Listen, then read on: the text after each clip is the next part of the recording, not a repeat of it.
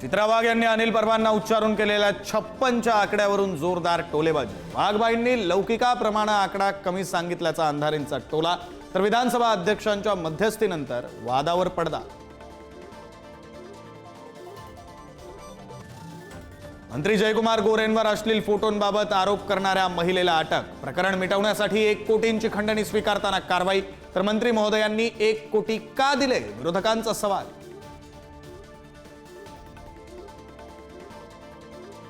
सोमनाथ सूर्यवंशींचा पोलिसांच्या मारहाणीतच मृत्यू। न्यायदंडाधिकाऱ्यांचा अहवाल, आरोपी पोलिसांवर कारवाईची सोमनाथच्या कुटुंबियांची मागणी, तर राज्यात अशी कधीही परिस्थिती नव्हती, सुप्रिया सुळेंची राज्य सरकारवर टीका।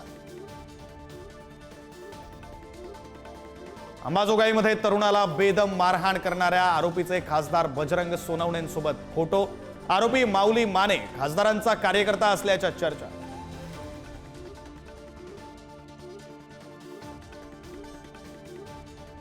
जळगावमध्ये कानसवाडच्या माजी उपसरपंचाची हत्या। हत्येचं कारण स्पष्ट, मात्र राजकीय वादातून हत्या झाल्याची मृत युवराज कोळी यांच्या बहिणीची माहिती।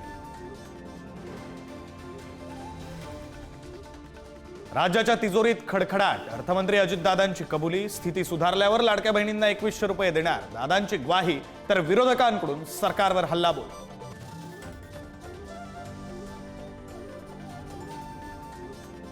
औरंगजेबाच्या कबरीला केंद्र सरकारकडून विशेष सुरक्षा। कबरीला 20x12च्या लोखंडी शेडसह काटेरी तारांचं कुंपण। खुलताबादमध्ये NIA पथकाकडूनही पाहणी।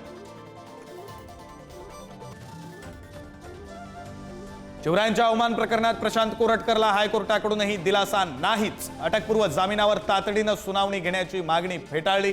सोमवारपर्यंत सुनावणी तहकूब। भारतापेक्षा कर्जबाजारी पाकिस्तान जास्त आनंदी। संयुक्त राष्ट्रानं जाहीर केलेल्या आनंदी देशांच्या यादीत पाकिस्तान 109व्या स्थानी, तर भारत 118व्या क्रमांकावर।